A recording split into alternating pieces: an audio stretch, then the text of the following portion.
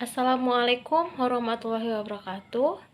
Baiklah, di sini saya akan mempresentasikan proposal saya yang berjudul penerapan model pembelajaran kooperatif tipe Think, Pair, and Share atau TPS pada subpokok bahasan objek IPA dan pengamatannya di SMPN 1 PDG.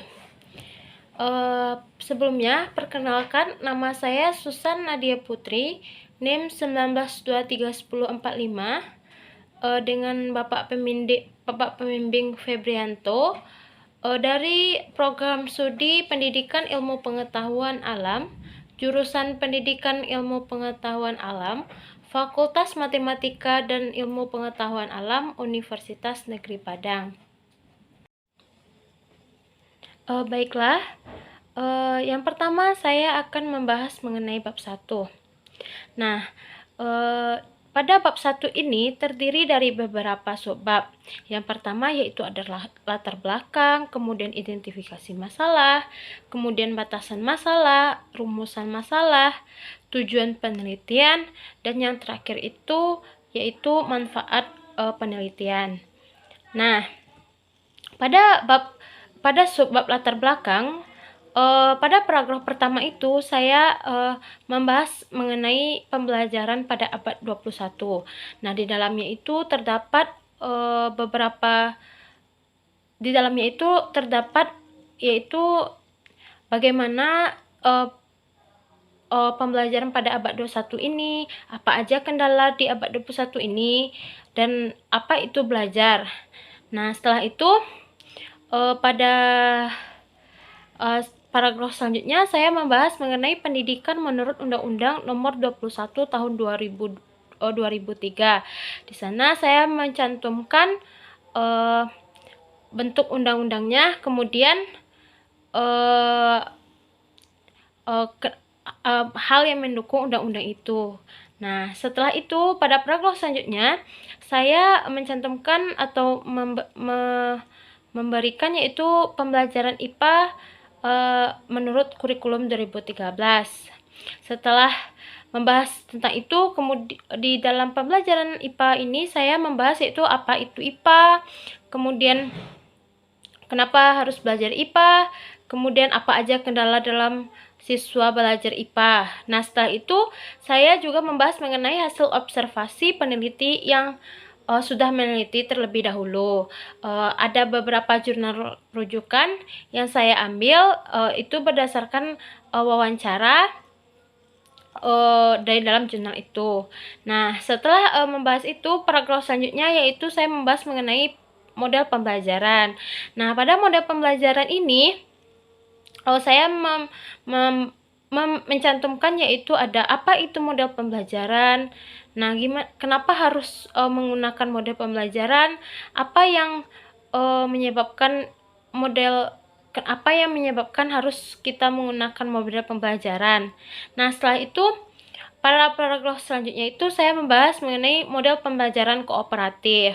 Nah, pada model pembelajaran kooperatif ini apa aja saya membahas sedikit apa itu model pembelajaran kooperatif dan masalah-masalah yang dihadapi oleh guru-guru IPA yang lalu dalam proses mengajar. Nah, yang terakhir itu saya membahas mengenai model pembelajaran kooperatif TPS. Selanjutnya, pada subbab 2 yaitu identifikasi masalah, saya menemukan 3 poin. Yang pertama yaitu karena kurangnya perhatian siswa dan partisipasi siswa selama pelajaran berlangsung. Nah, yang poin kedua itu hasil belajar siswa belum mengalami peningkatan yang berarti dari tahun ke tahun. Nah, setelah itu poin yang ketiga yaitu metode pembelajarannya selama ini dilakukan oleh guru itu belum dirasa mampu untuk meningkatkan hasil belajar siswa dan tidak mampu menciptakan interaksi antara guru dan siswa serta siswa dengan siswa. Baiklah, subbab selanjutnya saya akan membahas mengenai batasan masalah.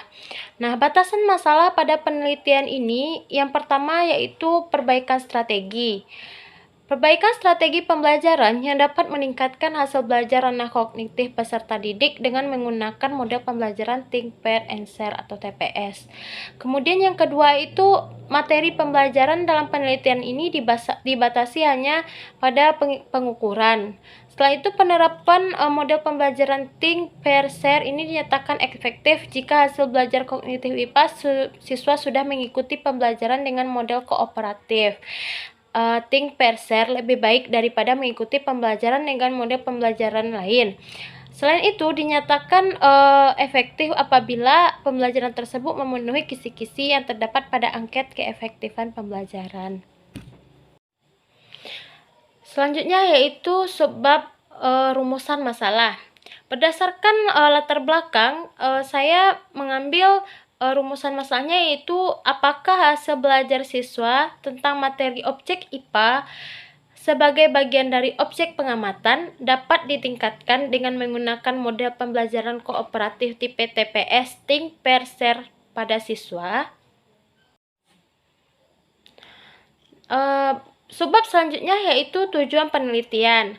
Tujuan penelitian ini yaitu untuk mengetahui apakah model pembelajaran kooperatif tipe TPS, Think, Pair, and Share berpengaruh terhadap hasil belajar peserta didik pada materi objek IPA dan pengamatannya di SMPN 1 PDG. Subbab selanjutnya yaitu mengenai manfaat penelitian. Nah, ada 4 poin dari manfaat penelitian ini.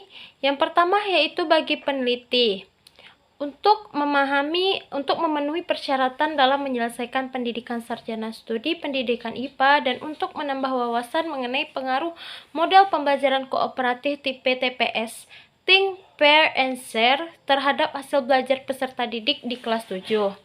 Kemudian, poin yang kedua yaitu bagi peserta didik diharapkan model pembelajaran kooperatif tipe TPS Think, Pair, and Share dapat meningkatkan hasil belajar. Kemudian poin yang ketiga itu bagi guru. Bagi guru, model pembelajaran kooperatif tipe TPS Think, Pair, and Share ini dapat dijadikan sebagai salah satu alternatif model pembelajaran yang akan digunakan. Kemudian poin yang keempat bagi peneliti lain. Diharapkan penelitian ini dapat dijadikan batu loncatan untuk melakukan penelitian selanjutnya.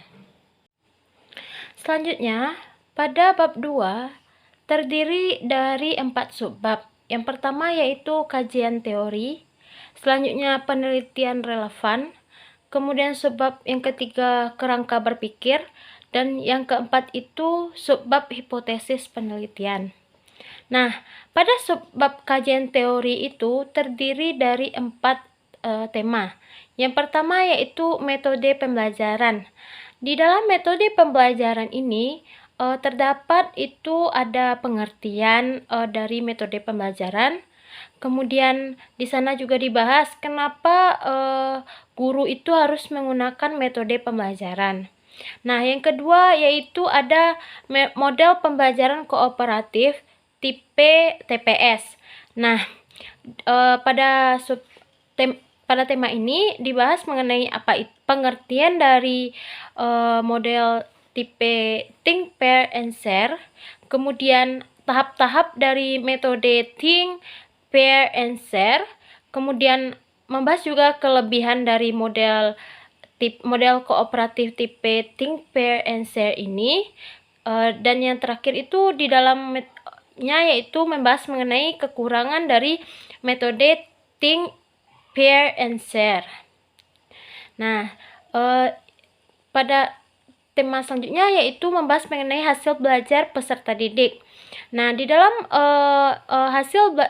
tema yang membahas hasil belajar peserta didik ini, di dalamnya saya membahas mengenai pengertian dari hasil belajar, kemudian apa saja sih faktor-faktor yang mempengaruhi dari hasil belajar ini, kemudian kriteria pengukuran apa yang digunakan untuk mendapatkan hasil belajar ini. Nah, selanjutnya yaitu saya membahas di dalam kajian teori itu juga ada karakteristik pembelajaran IPA terpadu. Nah, di dalamnya itu saya membahas mengenai apa itu pengertian IPA, kemudian hakikat dari pembelajaran IPA itu apa, kemudian fungsi dari pembelajaran IPA atau fungsi dari kita mempelajari IPA itu apa, setelah itu tujuan dari pembelajaran IPA itu apa, kemudian yang terakhir itu yaitu ruang lingkup IPA itu apa. Selanjutnya yaitu subbab penelitian relevan. Beberapa jurnal penelitian yang relevan yang saya temukan yaitu ada 3. Yang pertama penelitian Alfiatum Nikmah pada tahun 2014 mengenai penerapan model pembelajaran Think, Pair, and Share atau TPS dengan metode eksperimen untuk meningkatkan hasil belajar dan aktivitas belajar siswa kelas 8 MTS Nahdlatul Muslimin Kudus. Kemudian penelitian yang kedua itu yaitu penelitian Nyoman Sukada pada tahun 2022 dengan judulnya itu penerapan model pembelajaran kooperatif tipe Think, Pair, and Share atau TPS untuk meningkatkan hasil belajar IPA siswa kelas 7. Kemudian yang ketiga yaitu penelitian dari Intan Putri Rinawati pada tahun 2021 yang judulnya itu penerapan model pembelajaran tipe Think, Pair, and Share atau TPS dengan metode eksperimen pada pembelajaran IPA SMP. Baiklah, selanjutnya saya akan membahas subtema kerangka berpikir. Nah, di PPT sudah saya buat skemanya. Ada tiga skema. Yang pertama yaitu sebelum guru menggunakan metode pembelajaran Think, Pair, and Share. Nah, kondisi awalnya itu kemudian guru belum menggunakan metode. Nah, terlihat hasilnya. Kemudian setelah diberikan tindakan, guru menggunakan metode Think, Pair, kemudian terjadilah siklus 1 di mana menggunakan metode Think, Pair, and Share dengan pembimbingan. Kemudian dilakukan siklus 2-nya itu menggunakan metode Think, Pair, and Share itu dengan pembimbingan yang secara langsung, guru secara langsung membantu. Kemudian tampak hasil belajarnya. Nah, nanti diharapkan setelah menggunakan model pembelajaran kooperatif tipe TPS Think, Pair, and Share ini, siswa dapat meningkatkan hasil belajarnya. Baiklah, selanjutnya saya akan membahas mengenai subbab yaitu hipotesis penelitian. Seperti yang kita ketahui, hipotesis itu adalah dugaan sementara. Nah, di sini saya membuat mengenai HA, yaitu terdapat pengaruh model pembelajaran kooperatif tipe Think, Pair, and Share atau TPS terhadap hasil belajar peserta didik pada materi objek IPA dan pengamatannya di SMPN 1 PDG. Kemudian hipotesis yang kedua yaitu HO, di mana tidak terdapat pengaruh model pembelajaran kooperatif tipe Think, Pair, and Share TPS terhadap hasil belajar peserta didik pada materi objek IPA dan pengamatannya di SMPN 1 PDG. Baiklah, saya akan membahas bab 3. Nah, di bab 3 ini ada beberapa subbab, yaitu desain penelitian, kemudian tempat dan waktu penelitian, setelah itu populasi dan sampel, kemudian subbab yang keempat itu variabel dan data, kemudian subbab selanjutnya definisi operasional, dan subbab selanjutnya prosedur penelitian, setelah itu instrumen penelitian, dan yang terakhir itu yaitu teknik analisis data. Nah, subbab yang pertama yaitu, baiklah saya akan membahas subbab yang pertama yaitu desain penelitian. Nah, penelitian ini merupakan penelitian kuasi eksperimen dengan menggunakan atau dalam bentuk non-equivalent control group design. Kemudian grupnya yaitu ada seperti yang sudah saya bikin tabel, ada grup eksperimen dan kontrol, kemudian pretest, perlakuan, kemudian post-testnya. Nah, keterangannya di situ ada O1 dan O3. yaitu kelompok kelas sebelum diberikan perlakuan oleh peneliti. Kemudian ada variabel X, di mana perlakuan melalui pembelajaran dengan yang menggunakan model pembelajaran kooperatif tipe TPS. Kemudian ada variabel Y, yaitu perlakuan melalui pembelajaran yang menggunakan model pembelajaran konvensional. Kemudian ada O2 atau variabel O2, di sana yaitu kelompok kelas setelah diberi perlakuan dengan menggunakan model pembelajaran kooperatif tipe TPS. Kemudian ada O4, yaitu kelompok kelas setelah diberi perlakuan dengan menggunakan model pembelajaran konvensional. Bab selanjutnya yaitu saya akan membahas tempat dan waktu penelitian. Nah, tempat yang digunakan dalam penelitian ini yaitu di SMPN 1 PDG. Kemudian penelitian ini dilaksanakan pada semester ganjil tahun ajaran 2022-2023. Selanjutnya subbab yang ketiga yaitu populasi dan sampel. Populasi dalam penelitian ini adalah seluruh siswa kelas 7 yang berada di SMPN 1 PDG yang terdaftar pada tahun 2022-2023. Sedangkan sampel dari penelitian ini diambil dengan teknik purposive sampling. Subbab selanjutnya yaitu variabel dan data. Nah, variabel yang saya ambil itu variabel ada dua, yaitu variabel bebas dan variabel terikat. Variabel bebasnya yaitu model pembelajaran kooperatif tipe TPS. Kemudian variabel terikatnya yaitu hasil belajar peserta didik. Nah, data penelitiannya yaitu ada dua, data primer dan data sekunder. Data primer yaitu yang saya ambil data dari hasil belajar peserta didik yang didapatkan dari pelaksanaan pretest dan posttest. Kemudian data sekundernya itu diambil dari nilai penugasan harian peserta didik di semester genap yang didapatkan dari guru mata pelajaran IPA. Subbab selanjutnya yaitu definisi operasional. Nah, di definisi operasional ini terdapat di sana saya bahas mengenai model pembelajaran kooperatif tipe TPS, kemudian hasil belajar peserta didik. Dan subbab yang keenam yaitu tahap pelaksanaan. Nah, pada tahap atau prosedur pelaksanaan ini, yang tahap pertama yaitu persiapan, kemudian tahap pelaksanaan, dan yang ketiga itu pengamatan, dan yang terakhir yaitu tahap refleksi. Sebab selanjutnya pada bab 3 ini yaitu instrumen penelitian.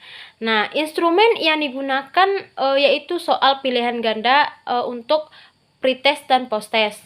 Agar tes menjadi instrumen yang baik, maka diperlukan uji coba statistiknya, yaitu dengan menguji validitas tes, kemudian reliabilitas tes, kemudian indeks kesukaran, dan daya pembeda. Sebab yang terakhir itu yaitu teknik analisis data. Di sini saya menggunakan 3 uji. Nah, yang uji pertama itu uji prasyarat. Uji prasyarat itu perlu dilakukan untuk mengetahui apakah data yang dikumpulkan itu terdistribusi normal, yaitu uji normalitas dan uji homogenitasnya. Uji yang kedua yaitu uji hipotesis. Nah, uji hipotesis ini bertujuan untuk mengetahui apakah hipotesis itu dapat diterima atau ditolak. Jika uji hipotesis ini ada dua, yaitu uji parametrik dan uji non-parametrik. Nah, uji parametrik ini dilakukan jika data normal dan homogen dengan menggunakan uji T. Kemudian uji non-parametrik. Uji non-parametrik ini dilakukan jika salah satu data homogen atau normal atau tidak keduanya dengan menggunakan uji Mann-Whitney. Nah, uji yang ketiga yaitu uji N-gain. Nah, uji ini digunakan untuk mengetahui efektivitas perlakuan yang diberikan. Baiklah, itulah presentasi penelitian saya. Jika ada salah dalam pengucapan, saya mohon maaf. Saya akhiri dengan Assalamualaikum warahmatullahi wabarakatuh.